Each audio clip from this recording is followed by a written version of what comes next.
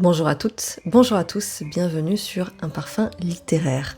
Je vous propose aujourd'hui une courte analyse du roman de François Mauriac qui s'appelle Thérèse d'Équerroux et qui peut servir aux élèves qui le présentent au bac, aux oraux du bac de français, ou simplement si vous êtes curieuse ou curieux d'en savoir plus sur ce roman du début du XXe siècle. Alors ce ne sera pas une analyse qui va être approfondie, mais ce sera une analyse qui va proposer des éléments de réflexion et qui, pour les élèves concernés, sont à maîtriser pour l'examen, pour l'entretien. La phrase qui résume à elle seule le regard de ce personnage, Thérèse, sur sa vie, est la suivante. Elle est tirée évidemment du texte. Inutilité de ma vie, néant de ma vie, solitude sans borne, destinée sans issue.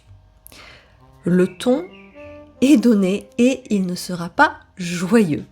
Alors, Thérèse, c'est cette femme, c'est la protagoniste qui a tenté d'empoisonner son mari Bernard. N'attendez pas plus d'intrigue, voilà, pas plus de péripéties, pas plus de rebondissements, il n'y en aura pas. C'est-à-dire que l'incipit, qui est un incipit in medias res, comme ça se fait beaucoup, s'ouvre sur le verdict de la Cour de justice qui va être un non-lieu. Attention, un non-lieu, ça ne veut pas dire non coupable, hein. Un non-lieu, ça veut dire qu'il n'y a pas de charge suffisante. Et tout le texte va en fait se focaliser sur la psychologie du personnage. La seule intrigue, si on peut parler d'intrigue, elle va résider dans les raisons qui ont conduit au geste que Thérèse aura posé, donc celui d'empoisonner son mari.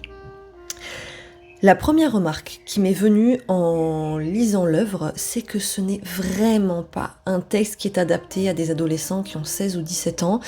C'est comme Madame Bovary de Flaubert, c'est comme Une vie de Maupassant.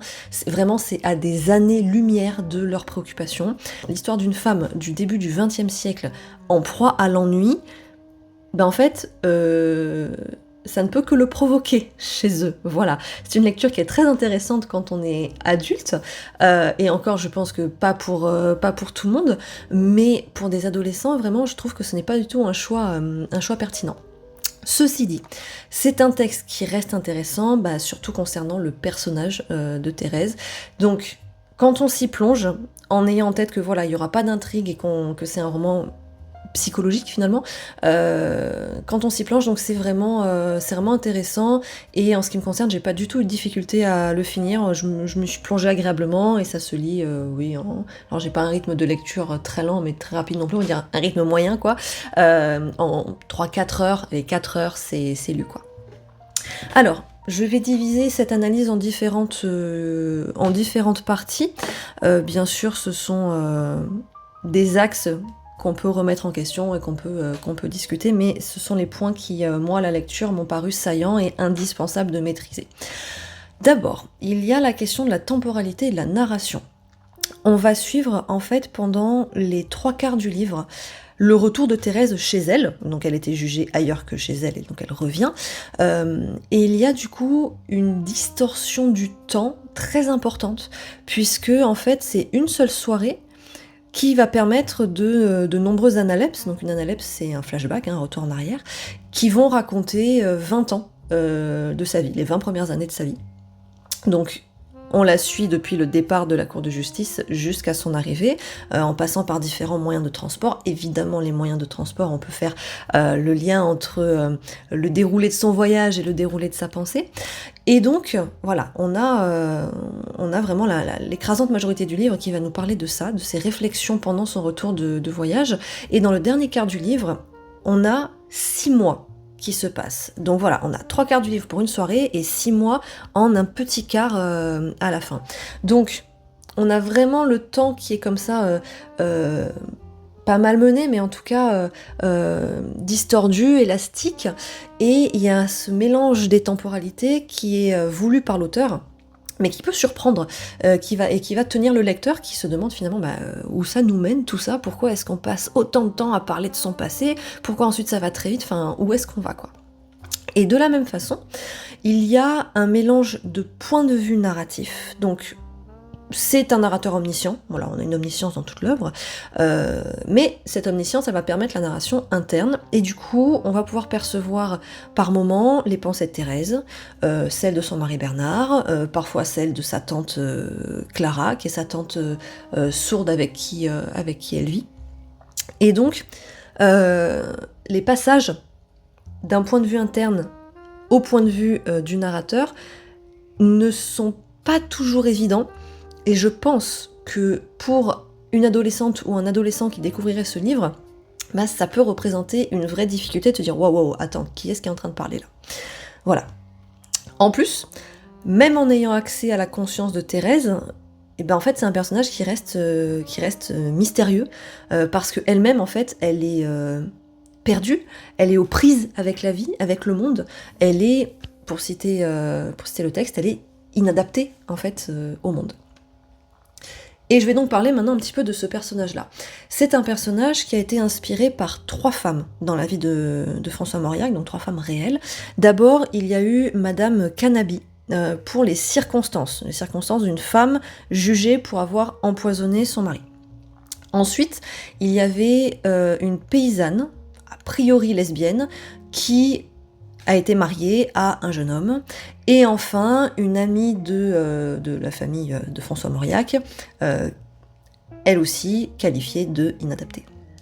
Donc, Thérèse, c'est une femme qui n'est pas heureuse. Ça, d'entrée de jeu, on le comprend.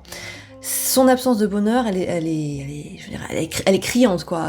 Elle est seule, elle est en proie à l'ennui, et elle va raconter, et le texte va raconter, son enfoncement progressif dans cette espèce de marasme noir dont elle ne peut pas sortir, en fait. Et d'ailleurs, j'en parlerai après, hein, mais le topos de l'enfermement, il est vraiment omniprésent dans tout le livre. C'est étouffant, quoi. Voilà, on est dans une atmosphère étouffante, c'est l'asphyxie, quoi. Les grands événements qui ponctuent une vie et qui sont censés être des moments de joie, des moments en tout cas intenses dans le ressenti, ne le sont pas pour Thérèse, et ce sont des événements qui sont au mieux décevants ou qui sont des non-événements. Par exemple, commençons par le mariage. Mariage qui est espéré par Thérèse. C'est un mariage qui est arrangé, certes, mais elle s'en accommode parce que elle se disait, bah voilà, dans le mariage, je vais peut-être trouver une paix intérieure. Et en fait, pas du tout. C'est une désillusion sans borne qui va passer non seulement par l'absence totale de complicité avec son époux, il n'y a rien entre eux, il n'y a pas d'amour, mais ni d'un côté ni de l'autre, hein. Bernard, lui, à la fin du livre, le dit, non, il n'y a pas d'amour pour sa femme, mais ça va passer surtout, et j'ai trouvé ça extrêmement violent, par les rapports sexuels, qui sont des rapports sexuels qui sont subis, qui sont douloureux, qui s'apparentent, quand on le lit en tant que femme, qui s'apparentent en fait à des viols, hein, vraiment, et durant lesquels la protagoniste, d'ailleurs, elle va être dissociée systématiquement. Et elle a une formule que j'ai trouvée terrible, celle de dire qu'elle fait finalement partie du, je cite, troupeau de celles qui ont servi. Donc on a une déshumanisation complète de la femme qui ne servirait finalement qu'à satisfaire les pulsions masculines. Elles sont donc des objets, des animaux, et ce contact physique, on le comprend bien dans cette vision des choses, va la dégoûter profondément, et elle va chercher autant que possible à l'éviter, ce qui fait qu'elle accueillera la grossesse plutôt, alors j'ai pas envie de dire plutôt bien, parce que ce n'est pas un bonheur que cette grossesse, mais en tout cas, son mari l'évitera à ce moment-là, ce qui va arranger Thérèse. Autre événement très important, c'est celui de l'accouchement.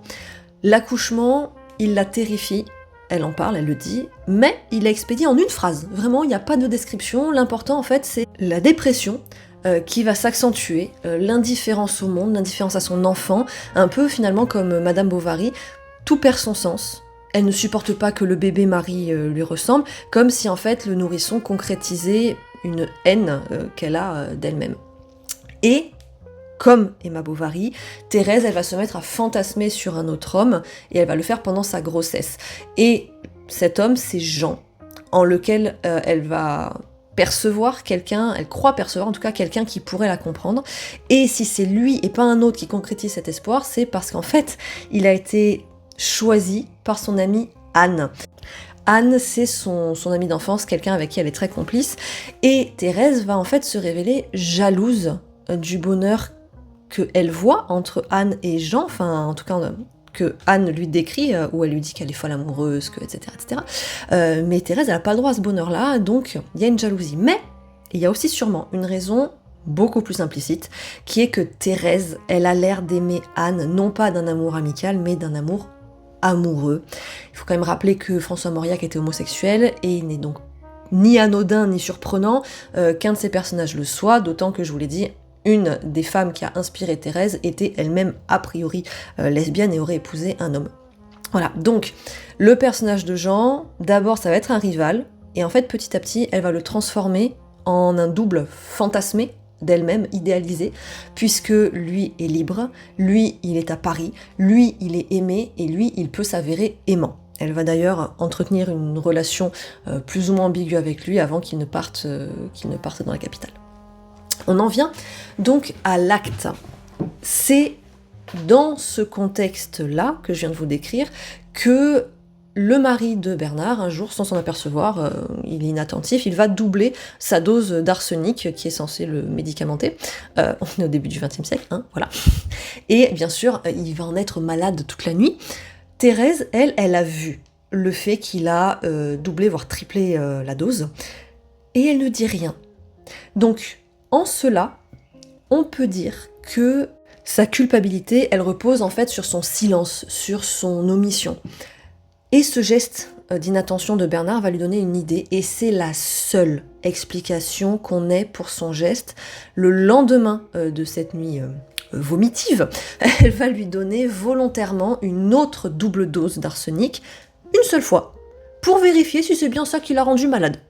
Et ensuite, le narrateur nous dit qu'elle va être aspirée par le crime. Le terme d'aspirer, il est très intéressant, comme si elle était dépossédée de ses moyens et que c'était une force plus grande qu'elle qui l'amenait à empoisonner son mari tous les jours. Mais, le mot d'empoisonnement, il n'est jamais écrit, et une autre motivation n'est jamais avancée. Jamais. Et le personnage en cela, il va rester une énigme. Elle le dit elle-même, elle n'a, je cite, pas même une raison à fournir. Cependant, elle va quand même falsifier des ordonnances pour continuer à empoisonner Bernard, ce qui fait qu'elle va finir par être découverte parce que les médecins ils vont recouper tous les éléments et puis ils vont se dire il y a un problème. D'où donc le jugement, au cours duquel son époux finalement va la protéger par un faux témoignage. Alors il n'est absolument pas dupe, il sait très bien ce qu'elle a fait, mais il va la protéger. Attention, il ne la protège pas pour elle, mais il va la protéger pour la famille, pour sauver les apparences. Et on arrive à une autre thématique intéressante de ce livre, qui est la théâtralité finalement du monde, de ce monde dans lequel évoluent les personnages. Tout ce qui compte pour l'époux, c'est de garder l'apparence de la normalité. Le monde extérieur devient un théâtre, concrétisé par une scène dans l'église, une scène très intéressante dans l'église, l'église qui est donc le lieu où se réunissent tous les habitants des alentours. Et ces habitants, ce sont donc les spectateurs qui ont suivi le procès finalement, qui spéculent sur ce qui se passe à Argelouz, donc c'est l'endroit où vit le couple. Donc l'église, c'est pas un lieu qui est choisi au hasard, parce que c'est le lieu de la représentation post-jugement, si vous voulez, où il va y avoir toutes les personnes, le maximum de personnes pour voir ce couple. Et Bernard, il va se pavaner avec sa femme en remontant l'allée centrale, alors que d'habitude il ne passe pas au centre, et Thérèse va se retrouver enfermée entre son mari d'un côté, sa belle-mère de l'autre, un pilier derrière elle je crois, et les gens tout autour, quoi. Donc, il y a cet aspect-là de on se met en scène dans un lieu sacré. Et un lieu sacré, Dieu voit et juge.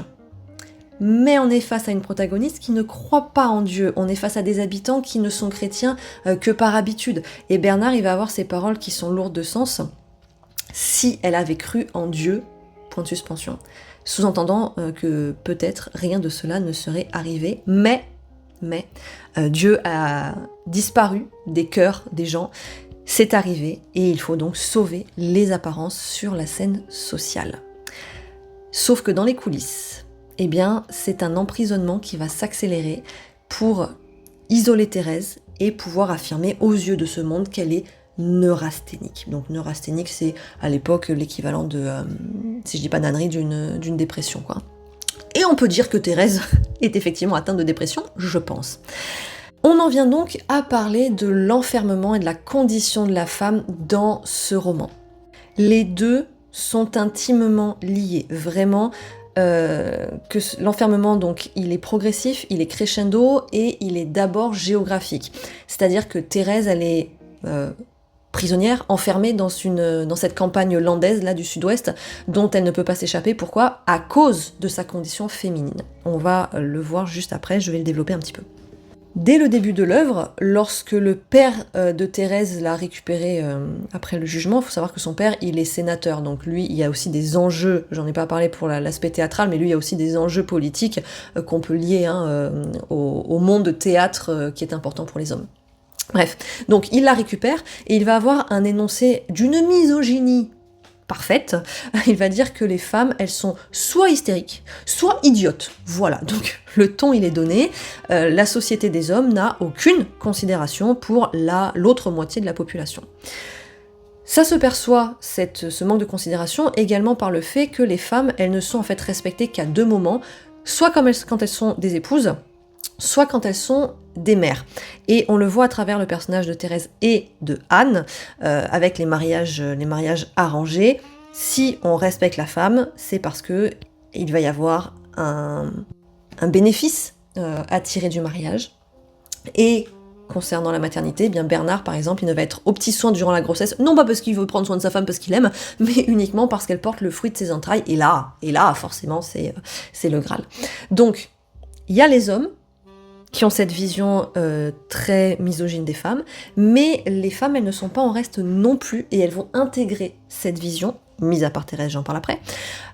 Donc il y a la mère de Bernard évidemment, mais il y a également donc sa demi-sœur et l'amie de Thérèse qui est Anne, qui pourtant est présentée comme le personnage rebelle, l'adolescente qui espère un mariage passionné avec Jean, qui refuse le mariage arrangé, mais qui va finir par se ranger aux attentes de sa famille en épousant l'homme que la famille avait choisi, et qui va condamner extrêmement sévèrement le manque de préoccupation maternelle de Thérèse envers Marie, en allant jusqu'à déplorer le fait que la petite Marie préfère Anne à sa propre mère, et sa propre mère, donc Thérèse, est coupable de n'être finalement ni une épouse digne, ni une mère aimante.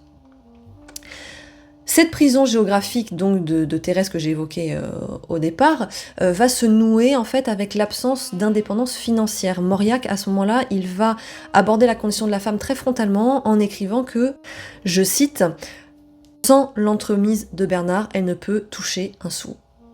Elle n'a pas de compte bancaire, elle n'a pas d'autorisation de travailler, en fait la question elle se pose d'ailleurs même pas, à aucun moment elle se dit qu'elle va pouvoir travailler, et elle n'a pas d'autorisation surtout de toucher ce qui lui revient de droit, à savoir l'argent issu de ses terres. Donc elle est pieds et poings liée. Cet enfermement géographique et sociétal, du coup, fonctionne main dans la main, et à cela va s'ajouter un emprisonnement physique, météorologique et moral. En y allant crescendo.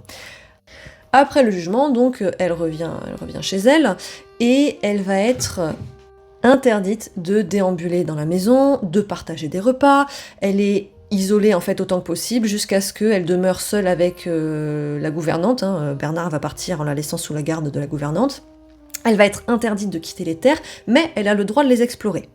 On pourrait se dire, il y a un espace de liberté. Mais non, c'est une illusion, puisque l'extérieur lui-même va devenir un geôlier, plusieurs éléments naturels vont être qualifiés de barreaux, donc il y a les barreaux que sont la famille, mais il y a aussi la pluie, il y a aussi les pins, enfin tout va devenir étouffant, et Thérèse, elle va s'asphyxier d'autant plus qu'elle va se mettre à fumer à longueur de journée, empoisonnant cette fois son corps, se privant de nourriture ou étant mal nourrie par sa gardienne, donc la prison va devenir son propre corps. Et elle va s'extraire de toutes ces prisons-là en créant une autre, à savoir celle de l'esprit.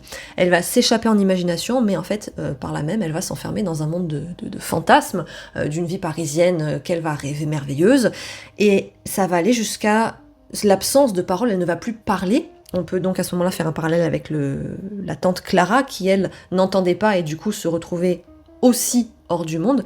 Elle ne va plus communiquer avec le monde extérieur. Il est affirmé que sa douleur devenait sa raison d'être au monde. Donc on est dans un cas de dépression sévère, vraiment.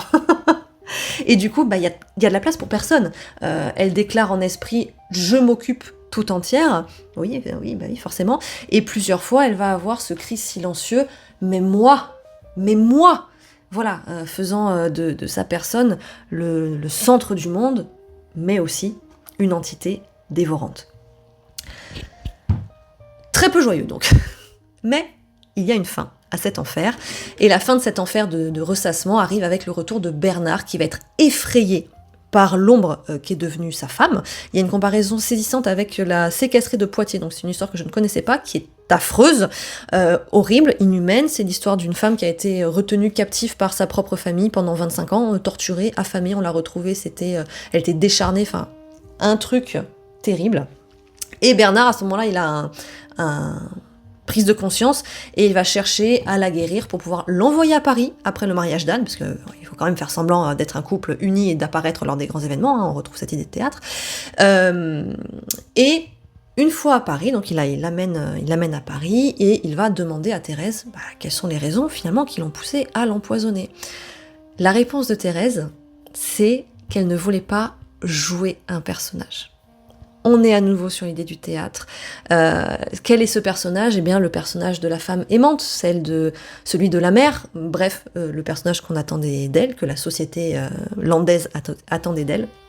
Et en fait, c'est là que réside tout le drame de cette jeune femme, qui est née dans un milieu qui la prive de liberté et qui l'oblige à endosser un rôle qu'elle ne désire absolument pas.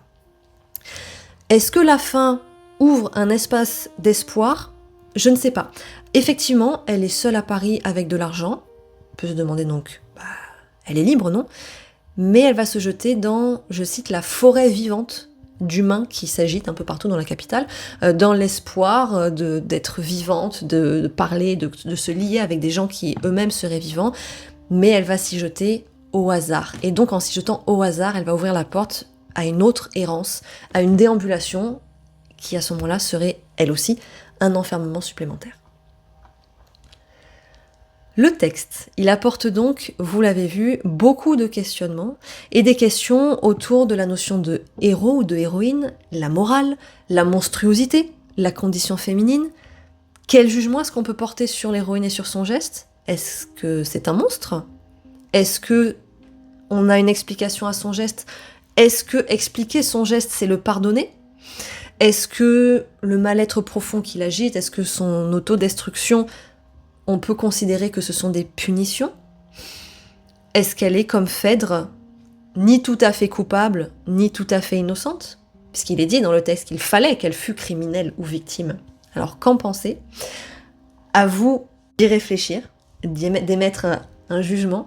La fin, elle est ouverte et elle offre du coup au lecteur deux possibilités, celle de sauver Thérèse ou celle définitivement de la perdre. Je vous remercie de m'avoir écouté, je vous retrouve très bientôt sur Un Parfum Littéraire.